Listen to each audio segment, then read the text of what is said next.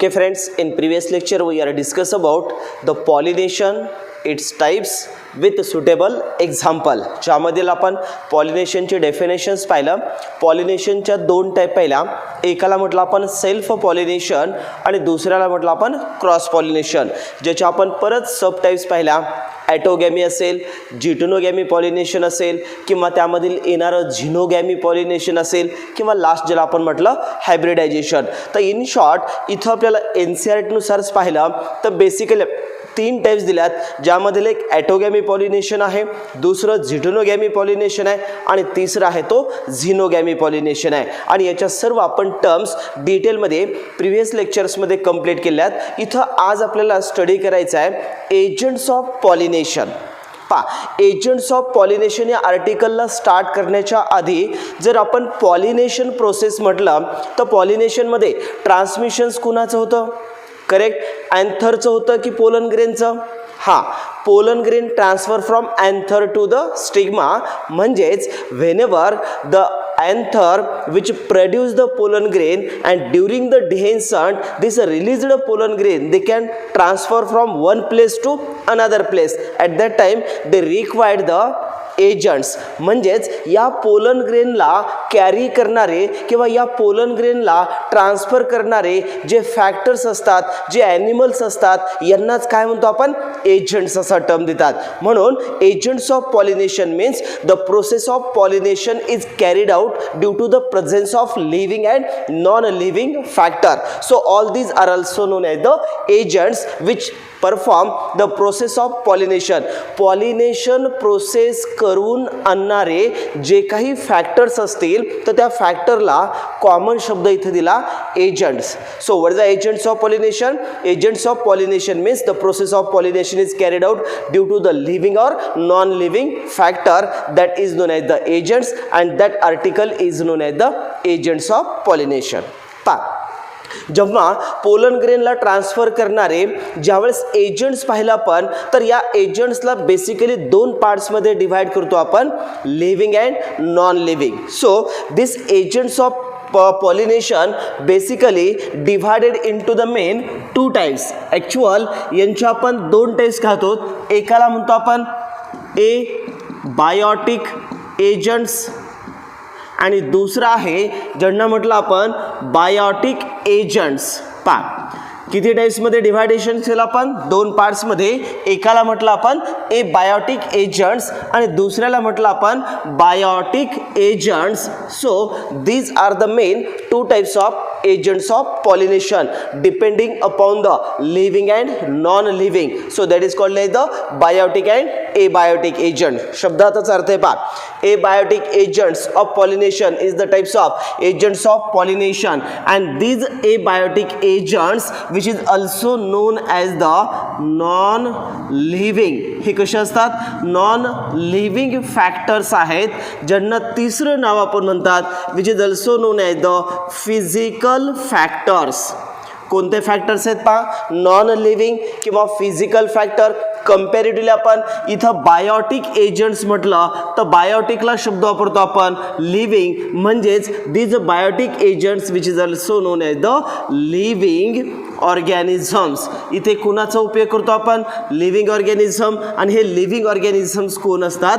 तर different types of animals which perform the process of pollination. That's why this agents is known as the living or which is also known as the animal. That's why this biotic agents is also known as the zoophily pollination. Simple terms आहेत. ॲनिमलचं study कशामध्ये करतो आपण? झुलॉजीमध्ये. मग animal जर पॉलिनेशन्स करत असतील तर animal हे लिव्हिंग आहेत की नॉन लिव्हिंग आहेत? लिव्हिंग आहेत. म्हणून लिव्हिंग ऑर्गॅनिझम कॉमनली हे ॲनिमल्स आहेत. आणि ॲनिमल जर पॉलिनेशन करत असतील तर यांना कोणतं पॉलिनेशन म्हणायचं? झूफिली पॉलिनेशन और which is also known as the biotic agents of pollination. Simple term. Agents of pollination basically divided into the main two types depending upon the living and non-living.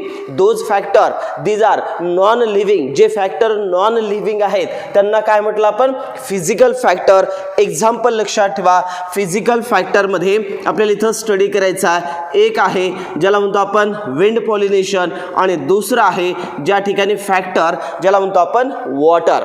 So wind and water is the factor they do not having the living, म्हणजेच हे non living factor आहेत. यांनाच कोणते factor म्हणतो आपण, physical factor म्हणतात. मग physical फॅक्टरद्वारे जर पॉलिनेशन होत असेल तर अशा एजंट्सला काय म्हणायचं, abiotic agents. Bio means living, a means without living organism. मग हे कोणते असतील, नॉन लिव्हिंग, ज्यांनाच काय म्हणतो आपण फिजिकल फॅक्टर. कोणते ते दोन फॅक्टर, एक आहे विंड ज्याला आपण एअर असं म्हणतात, हवेद्वारे जे पॉलिनेशन होतं ज्याला एअरद्वारे पॉलिनेशन होतं ज्यांना काय म्हणतो आपण विंड पॉलिनेशन, आणि दुसरं आहे with the help of water that is called like the water pollination. Simple term. Abiotic agents is the types of agents of pollination. The process of pollination takes place due to the presence of physical factor or wind and water. Such type of agents is known as the abiotic agent. Similar like that, the process of pollination takes place by living organism.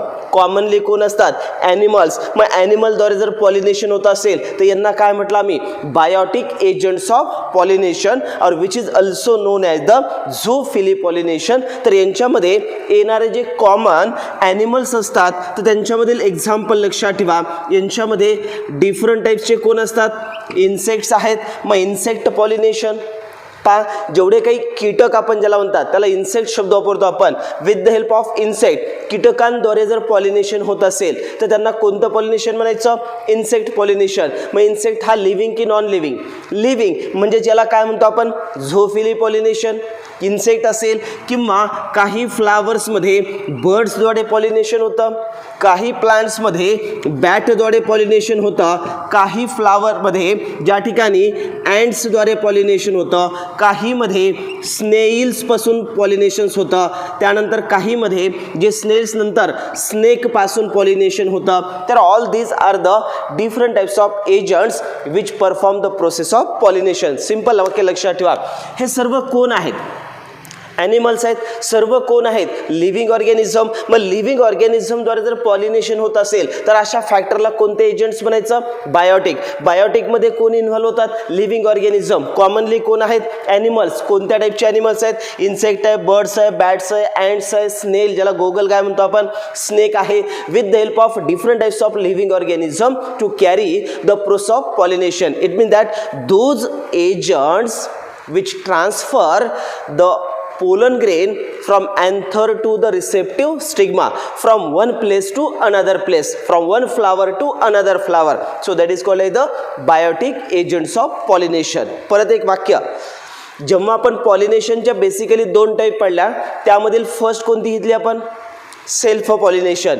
मग self pollination जेव्हा म्हटलं आपण तर self पॉलिनेशनच्या दोन type कोणत्या, ॲटोगॅमी आणि झेटोनोगॅमी. म्हणजेच single प्लांट्समध्ये किंवा सिंगल फ्लावरमध्ये जर पॉलिनेशन झालं तर कोणतं पॉलिनेशन असतं, सेल्फ पॉलिनेशन. मग सेल्फ पॉलिनेशन हे पोलन ग्रेन ट्रान्सफर हे क्लोज असतात. म्हणून ज्यावेळेस कम्पॅरेटिव्हली विचारलं तुम्हाला agents of pollination really required during the self pollination but must be required during the cross pollination. एजंटची जास्तीत जास्त गरज कोणत्या पॉलिनेशनसाठी असेल, क्रॉस पॉलिनेशन. कारण क्रॉस पॉलिनेशन दोन वेगळ्या प्लांट्समध्ये होतं, दोन वेगळ्या फ्लावरमध्ये होतं. म्हणजेच या ठिकाणी कुणाची गरज आहे, कॅरियरची गरज आहे. कुणाची गरज आहे, एजंटची गरज आहे. म्हणून agents of pollination must be required during the cross pollination and really required for the self pollination. म्हणून एजंट्स ऑफ पॉलिनेशनमध्ये वाक्य लक्षात ठेवायचं, क्रॉस पॉलिनेशनला यांची मेन गरज असते ज्यांना काय म्हणतो आपण एजंट्स ऑफ पॉलिनेशन. त्यातले आम्ही दोन फॅक्टर पाहिलं, नॉन लिव्हिंग आणि लिव्हिंग. नॉन लिव्हिंगला काय म्हटलं, ए बायोटिक. जनरली कोण असतात, फिजिकल फॅक्ट कोणते आहेत ते दोन. एकाचं नाव काय, विंड पॉलिनेशन. दुसऱ्याला काय म्हटलं, water pollination. In other words यालाच काय म्हणतो आपण पहा, wind pollination is also known as the anemophily pollination. So anemo means wind. विंडद्वारे जर पॉलिनेशन होत असेल तर याला काय म्हणतो आपण, anemophily pollination. The process of pollination takes place by abiotic factor कोणता वॉटरद्वारे जर असेल तर यांना म्हणतो आपण हायड्रोफिली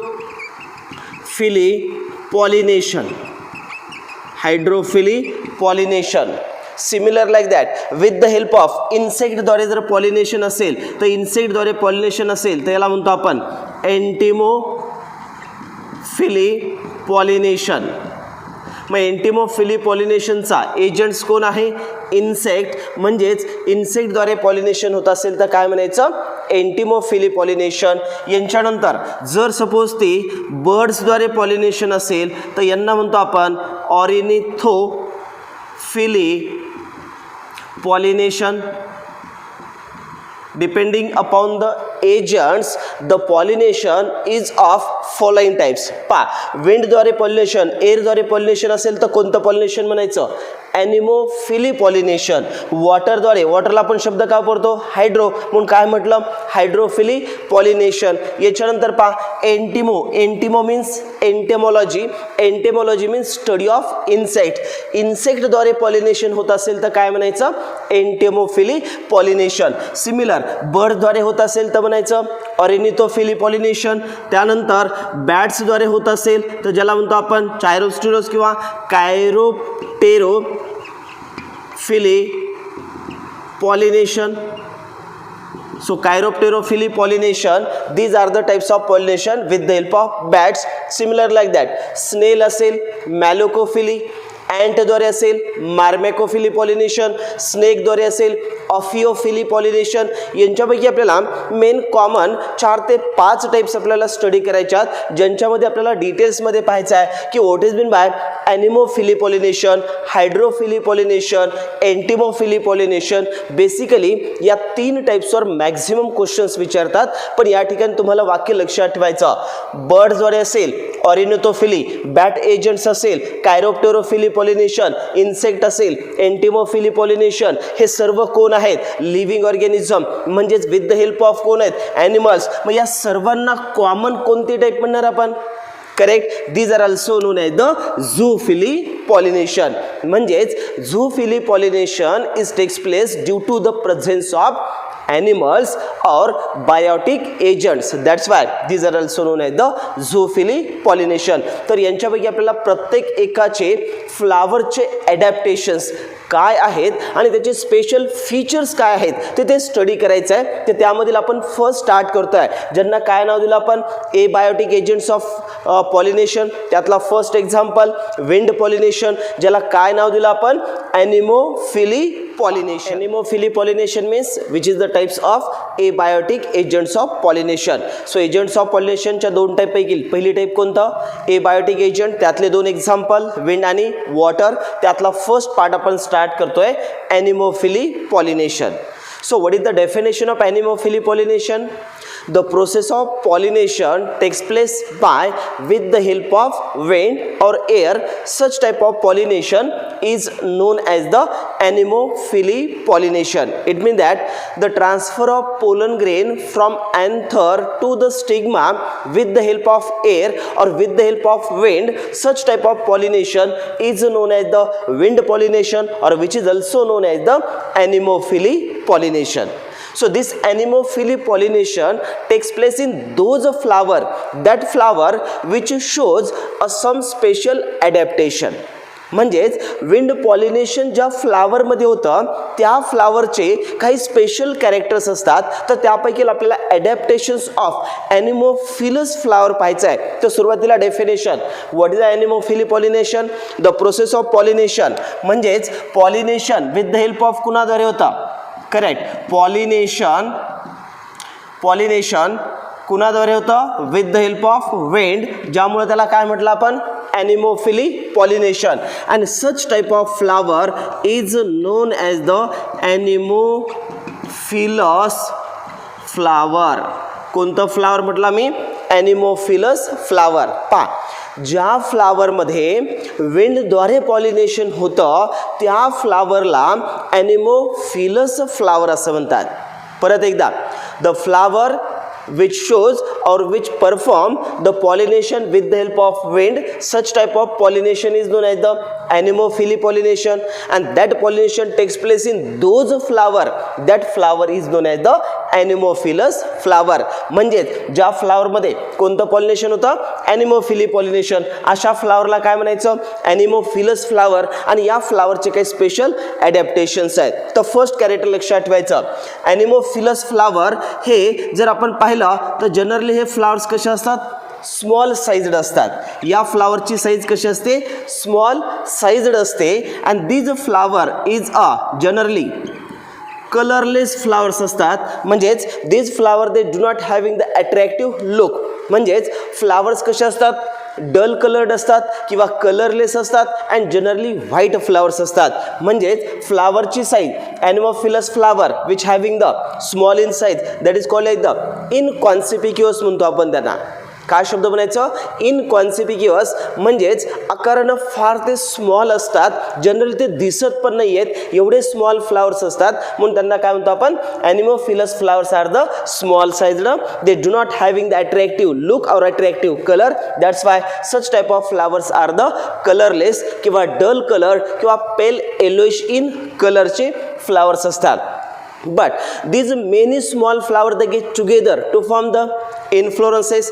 पहा तुम्ही, जवार असेल, बाजरा असेल किंवा मेज असेल, यांची जर आपण इन्फ्लोरन्सेस पाहिला तर तो बंचमध्ये असतो. म्हणजेच ॲनिमोफिली पॉलिनेशनमध्ये फ्लावर जरी हे स्मॉल असतील तर ते कसे असतात, बंच नसतात. म्हणून त्यांना काय म्हणतो आपण, इन्फ्लोरन्सेस. एनसीईआरटीमध्ये एक डायग्राम दिले आहे पहा, कॉर्न कोमचं टेस्लेटेड सांगितलेला पार्ट्स आहे, जे एक्सपोज करून सर्कलमध्ये पार्ट दिलेला आहे पहा, ज्यांच्यामधील many flowers they are present in the bunch or group, that is called the inflorescences. The first character, anemophilous flower आकारानं कशा असतात, स्मॉल साइज्ड. कलर कसा असतो, कलरलेस आहे. म्हणजेच this flower they are present in very small in size and colourless. नाव again this flower which having किंवा this flower they do not produce the scent. या फ्लावरला सेंट प्रोड्यूस होत नाही आहे किंवा this flower they do not produce the nectar. मग nectar असेल किंवा या ठिकाणी येणारा सेंट असेल, they do not produce by this flower. फ्लावरला स्वीट सेंट नाही आहे.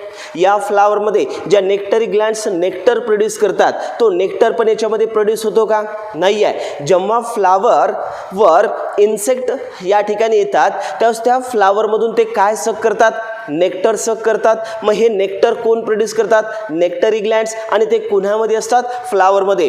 पुढे आपण एंटिमोफिलस फ्लावरमध्ये पाहणार आहेत नेक्टरी ग्लँड्स कशा असतात आणि काय प्रोड्यूस करतात. तर इथं सिंपल वाक्य लक्षात ठेवायचं, anemophilous flower they do not produce the scent, they do not produce the nectar, these flowers are the small inconspicuous in nature. नाव फ्लावरच्या मध्ये पहा, इथं पॉलिनेशन म्हटलं तर पॉलिनेशन्स करणारा कोणता पार्ट्स आहे, तर पॉलिनेशन्स करणारा हा पोलन ग्रेन आहे. तर याच्यावरचं पहिलं कॅरेक्टर लक्षात ठेवायचं, ॲनिमोफिलस फ्लावरमध्ये large number of pollen grain, large number of pollen grains are produced. जर आपण पोलन ग्रेन्सचा विचार केला तर विंड पॉलिनेशन होताना मोर पोलन ग्रेन काय होतात, वेस्टेज होतात. म्हणून ॲनिमोफिलस फ्लावर हे लार्ज और अबंडंट और numerous number of pollen grains are produced. महत्त्वाचं कॅरेक्टर आहे. ॲनिमोफिलस फ्लावर कुणाद्वारे पॉलिनेशन करतं, विंडद्वारे. मग एअरद्वारे जर पॉलिनेशन होत असेल तर इट मॅक्झिमम काय करू शकतात, तर पोलन ग्रेन वेस्टेज जाऊ शकतात. म्हणून फ्लावर्स हे लार्ज प्रमाणामध्ये काय प्रोड्यूस करतात, पोलन ग्रेन. ज्या पोलन ग्रेनकडे जर पाहिलं तर हे पोलन ग्रेन कसे असतात, pollen grains are the dry असतात किंवा त्याला म्हणतो आपण स्मूथ वॉल्ड असतात किंवा लाईट वेटेबल असतात. म्हणजे या ठिकाणी डस्ट लाईट वेटेबल असतात, म्हणजे त्यांचं वेट अतिशय लाईट वेटेबल आहेत. त्यांच्यानंतर ते पोलन ग्रेन कसे असतात, ड्राय असतात आणि नॉन स्टिकी, ज्याला शब्द वापरतो आपण एनसीईआरटीमध्ये त्याला नॉन स्टिकी. म्हणजेच ते चिकटचा पदार्थ असतो का, त्याला नाही आहे, त्याला नॉन स्टिकी म्हणतो आपण. म्हणजेच पोलन ग्रेन हे ॲक्च्युअल काय आहेत, नॉन मोटाईल आहेत म्हणजे यांना कॅरियरची गरज आहे. कॅरियर कोण आहे? विंड आहे. विंडद्वारे पॉलिनेशन होत असेल तर ते आज वजनानं कसे असतात तर त्या ठिकाणी ते लाईट वेटेबल असतात. त्यानंतर ते पोलन ग्रेन कसे असतात? ड्राय असतात आणि जनरली स्मूथ वॉल्ड असतात. स्ट्रक्चर ऑफ पोलन ग्रेनमध्ये पाहिलं आपण. Pollen grain is externally covered by the double layer or 2 layers that is called as the sporoderm. Outer layer is known as the exine, inner layer is known as the entine. Exine with spine is known as the spiny exine. आणि spiny exine असणारे जे pollen grain असतात ते generally एंटिमोफिली पॉलिनेशन्स करतात आणि जे smooth walled pollen grain असतात ते जनरली कोणतं पॉलिनेशन करतात? ॲनिमोफिली पॉलिनेशन. तर कॅरेक्टर लक्षात ठेवा. पोलन ग्रेन कशी असतात? ड्राय असतात. पोलन ग्रेन हे स्मूथ वॉल्ड असतात. त्यांच्यानंतर ती लाईट वेटेबल असतात आणि ते कसे असतात? नॉन स्टिकी असतात आणि numerous abundant pollen grain produce करतात. एक एक्झाम्पल वाटलं तर लक्षात ठेवू शकता तुम्ही. कॅनाबीज ज्याला आपण भांग म्हणतात, कॅनाबीजचं जर सिंगल फ्लावर पाहिलं तर जवळपास 5 lakh pollen grains, 5 lakh pollen grain फक्त एक फ्लावर प्रोड्यूस करतो. म्हणजेच विंड पॉलिनेशनमुळे मॅक्झिमम पोलन ग्रेन हे काय होऊ शकतात? वेस्टेज होऊ शकतात. म्हणून हे फ्लावरच काय करतात? Large number of pollen grain produce करतात. याच्यानंतर या पोलन ग्रेनला प्रोड्यूस करणारा जो अँथर आहे म्हणजेच तो इंडिव्हिज्युअल पार्ट कुणाचा झाला? स्टेमनचे 3 पार्ट पाहिला आपण. कोणते 3 पार्ट्स आहेत? करेक्ट. फर्स्टला म्हटलं आपण फिलामेंट, सेकंड कनेक्टिव्ह आणि थर्ड अँथर. तर यांच्या फ्लावरमध्ये जे पोलन ग्रेन्स असतात त्याला प्रोड्यूस करणारा जो अँथर आहे तो अतिशय एक्सपोज्ड असतात. म्हणजे फ्लावरच्या बाहेर साईडला एक्सपोज्ड होण्यासाठी त्यांची फिलामेंट कशी असते? लॉंग. म्हणजेच फिलामेंट लॉंग असते. त्यानंतर अँथर्स हे वेल एक्सपोज्ड असतात एअरमध्ये आणि यांचं अरेंजमेंट ही व्हर्साटाईल असते. पुढे आपण ज्यावेळेस तुम्ही मॉर्फॉलॉजीमध्ये डिटेलमध्ये गेलात तर एक वाक्य लक्षात ठेवा. Depending upon the attachment of anther to filament that is known as the several type. यांच्यामध्ये बेसिक फिक्स्ड अँथर असतो, डॉर्सी फिक्स्ड अँथर असतो किंवा त्यांच्यामधील अँथरची टाईप आहे परत ज्याला आपण ॲडिनेट अँथर म्हणतात आणि व्हर्साटाईल अँथर म्हणतात. तर इथं शब्द लक्षात ठेवायचा. जनरली अँथर हे एअरमध्ये अशा पॉईंटमध्ये एक्सपोज्ड असतो की ज्यांच्यामधून पोलन ग्रेन सर्व डायरेक्शनकडे ते ट्रान्सफर होऊ शकतात. म्हणजेच या ठिकाणी फॉर एक्झाम्पल हा या ठिकाणी फिलामेंट आहे आणि या फिलामेंटवर हा जो अँथर आहे तो अँथर अशा पॉईंटला अटॅच असतो. It can be swing toward the all direction. म्हणजे अँथरला ॲट वन पॉईंटला अशा पद्धतीनं फिलामेंट कनेक्ट असते की तो अँथर सर्व डायरेक्शननं काय होऊ शकतो? मुवमेंट करू शकतो. म्हणजेच it can move toward the all direction. अशा अँथरला आपण व्हर्साटाईल अँथर असं म्हणतात आणि वेल एक्सपोज्ड अँथर म्हणतो आपण त्याला. एअरमध्ये कसं असतो? वेल एक्सपोज्ड आहे म्हणून याला व्हर्साटाईल अँथर जनरली ज्या फ्लावरमध्ये आहे त्या फ्लावरचं नाव काय? ॲनिमोफिलस फ्लावर. NCERTमध्ये 4 ते 5च वाक्य क्लिअर केलेत. इथं परत एक ॲडिशनल वाक्य लक्षात ठेवा. अँथर कोणत्या टाईपचा असतो? व्हर्साटाईल अँथर. स्विंग कुठं करतो? All direction. आणि ज्यांच्यामुळे ते मुवमेंट ऑफ किंवा transfer of pollen grain from flower to stigma हे एअरद्वारे काय होऊ शकतात? ट्रान्सफर होऊ शकतात. याच्यानंतर स्पेशल कॅरेक्टर लक्षात ठेवा. Such type of pollen grain किंवा such type of flower present in mainly or commonly in the grasses. ग्रासेसमध्ये जे इन्व्हॉल्व होणारे प्लांट्स आहेत त्यांच्यामधील जनरली या टाईपचं पॉलिनेशन होतं. कॉमन टाईप विचारलं तर काय म्हणायचं? ग्रासेस. एक्झाम्पल लक्षात ठेवा. जवार असेल, बाजरा असेल, मेज असेल यांच्यामध्ये कोणतं पॉलिनेशन आहे? ॲनिमोफिली पॉलिनेशन. आणि स्टिग्माबद्दलचं एक कॅरेक्टर. यांच्यातली जी स्टिग्मा असते ती स्टिग्मा ही हेरी असते. स्टिग्मा ही कशी असते? हेरी किंवा त्याला फिदरी स्टिग्मा म्हणतो आपण. म्हणजेच फॉर एक्झाम्पल या स्टिग्मावर असे हेअर्स लाईक स्ट्रक्चर्स असतात ज्यामुळं हेरी स्टिग्मा हे काय करतं तर येणाऱ्या पोलन ग्रेनला हे कॅच करायचं काम करतं. म्हणजेच in such type of flower the stigma it becomes हेरी or sticky or feathery. That's why these are easily catch the pollen grain whenever they are flow through the air. Air द्वारे pollen grain ज्यावेळेस transfer होतात तर त्याला easily catch करण्यासाठी अशा stigma generally कशा असतात, ब्रँचड असतात, हेरी असतात किंवा feathery stigma present in those flower that flower is known as the anemophilous flower. In short काय काय लक्षात ठेवायचं पहा.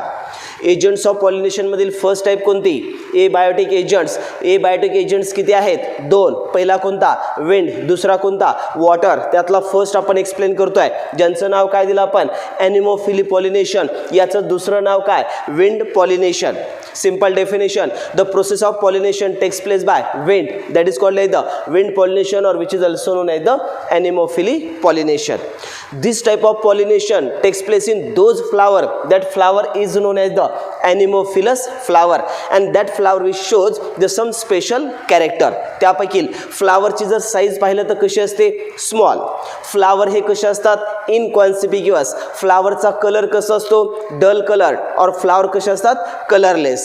ना दीज फ्लावर्स यांच्यामध्ये जर पाहिलं आपण तर मेल रिप्रोडक्टिव्ह ऑर्गन ज्याला आपण स्टेबन म्हणतात आणि अँथर प्रोड्यूस काय करतो, पोलन ग्रेन. तर त्यांचं जर स्ट्रक्चर पाहिलं तर अँथर जनरली कसे असतात, व्हर्साटाईल, वेल एक्सपोज्ड इन एअर मध्ये असतात. फिलामेंट त्यांची लॉंग असते, ज्यामुळं हे पोलन ग्रेन प्रोड्यूस केल्यानंतर इझिली ते ट्रान्सफर होतील. म्हणून अँथरची टाईप कोणती आहे, व्हर्साटाईल. आणि यांच्यातून जे प्रोडक्शन ऑफ पोलन ग्रेन आहे ते abundant numerous pollen grain produce in a anemophilous flower. And generally the flowers are unisexual. Generally flowers कसे असतात, हे युनिसेक्चुअल. यांच्यानंतर पहा, पोलन ग्रेन जो आहे तो पोलन ग्रेन कसे असतात, ड्राय असतात, स्मूथ वॉल्ड असतात, लाईट वेटेबल असतात आणि नॉन स्टिकी असतात. यांच्यानंतर स्टिग्मा पाहिलं तर कशी आहे, हेरी किंवा फिदरी स्टिग्मा असते, ज्यामुळं एअर मधून येणारे जे पोलन ग्रेन आहे त्याला इझिली काय करू शकते, कॅच करू शकतं. यांच्यामध्ये एक्झाम्पल दिला, कॉर्न कोम जी आहे त्याची एक एक्सपोज्ड एनसीईआरटी मध्ये डायग्राम दिली आहे. फिदरी स्टिग्मा जे पोलन ग्रेनला काय करते, कॅच करते. तर त्या ठिकाणी अशा टाईपचे पोलन ग्रेन किंवा अशा टाईपचे फ्लावर जनरली कोणामध्ये कॉमनली पाहायला भेटतात, तर ग्रासेसमध्ये आपल्याला हे स्ट्रक्चर पाहायला भेटतं. Such type of character present or shows in those flower that flower is known as the anemophilous flower. तर या ठिकाणी त्यातला फर्स्ट आर्टिकल आपण कंप्लीट केलं आहे, ज्यांचं नाव एजंट्स ऑफ पॉलिनेशन, आणि त्यातला एक एजंट्स आपण आज डिस्क्राइब केला ज्याचं नाव आहे एनिमोफिली पॉलिनेशन, और which is also known as the wind pollination. तर हा जो पार्ट्स आपण आत्ता डिस्कस केलेला आहे तोच पाहतोय आपण इन ब्रीफ डायग्रॅमेटिकली. पहा, आत्ता जो आपण डिस्कस केलेला पार्ट्स ज्याला काय म्हटलं आपण, agents of pollination, that is called as the agencies of pollination, और which is also known as the pollinating agents. The pollinating agents must be required during the cross pollination because the pollen grains are the non-motile. That's why they require the transfer. It means that the transmission of pollen grain from anther to receptive stigma from one plant to another plants. That's why they require the agencies. That's why these are also known as the agents of pollination must be required during the cross pollination. So depending upon the plants depends upon the external carriers or agents.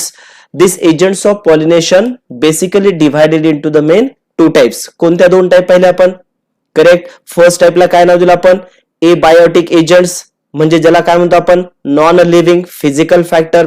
दुसरा ज्याला काय म्हटलं आपण, biotic agents, generally कोण असतात, living organism, म्हणजेच different टाइपचे कोण आहेत, एनिमल्स, ज्याद्वारे काय होतं, पॉलिनेशन.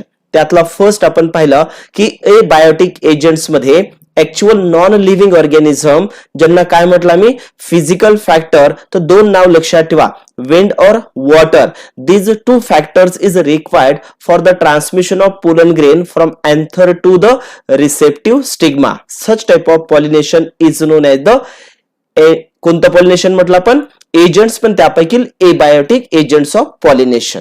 त्यानंतर पहा, इमेज मध्ये पाहतोय आपण biotic agents of pollination. Biotic, bio means living. The process of pollination takes place by different types of agents बस belongs to the living.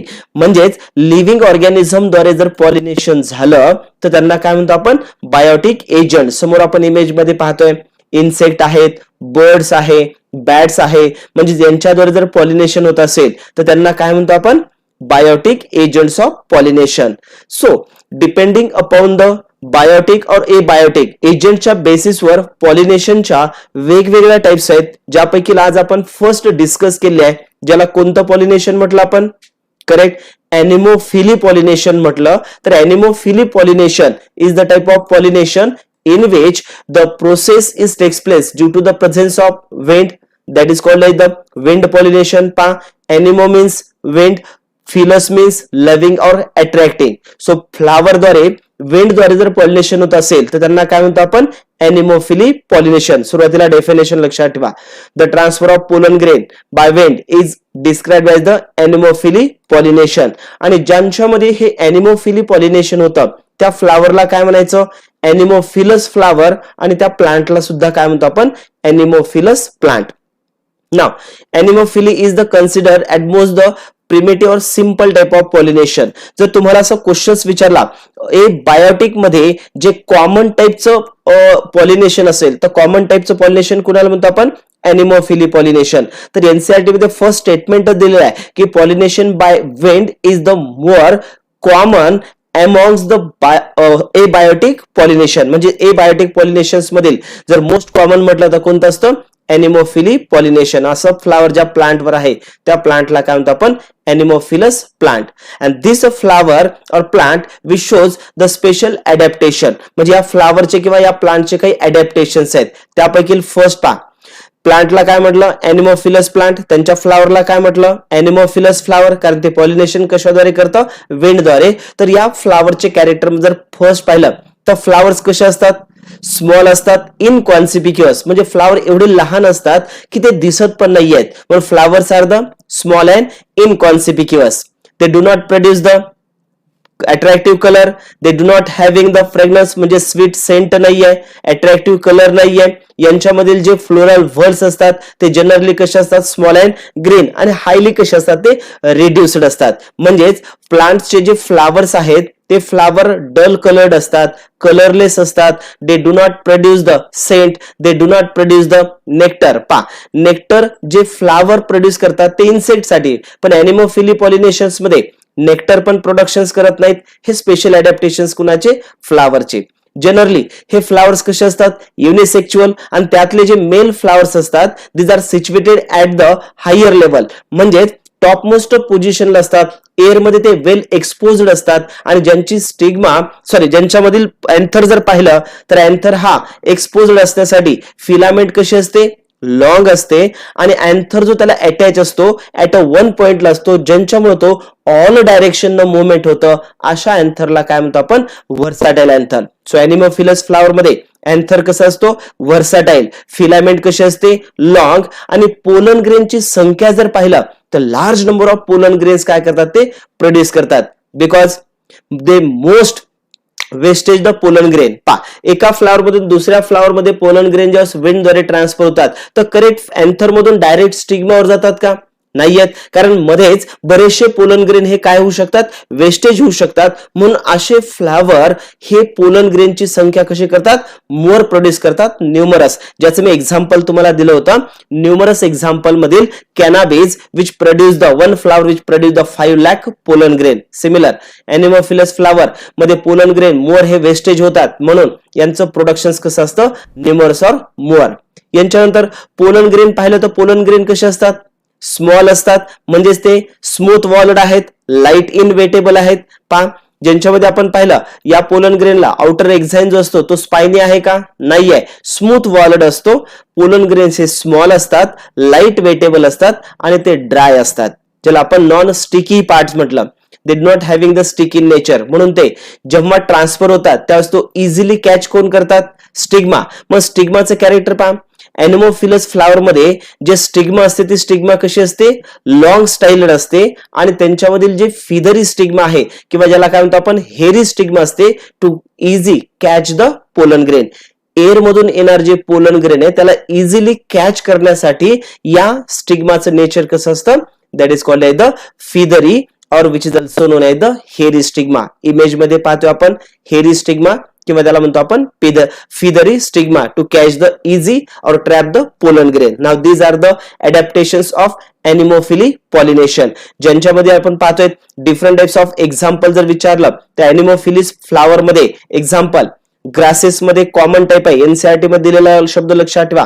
Grasses मध्ये कॉमन टाइपचं जर पॉलिनेशन म्हटलं तर कोणतं असतं, विंड पॉलिनेशन. अलॉंग विथ इथं टेस्लेटेड शब्द वापरला पहा, या ठिकाणी लॉंग स्टाईल आहेत. जर तुम्ही मकाचं कणीस पाहिलं असेल, कॉर्न ज्याला म्हणतो आपण, यांच्यामधून जे लॉंग येणारे हेअर लाईक स्ट्रक्चर आहेत ते ऍक्च्युअली स्टाईल आहे. आणि यांच्या स्टाईलच्या समोरच्या साईडला कोण असते, स्टिग्मा.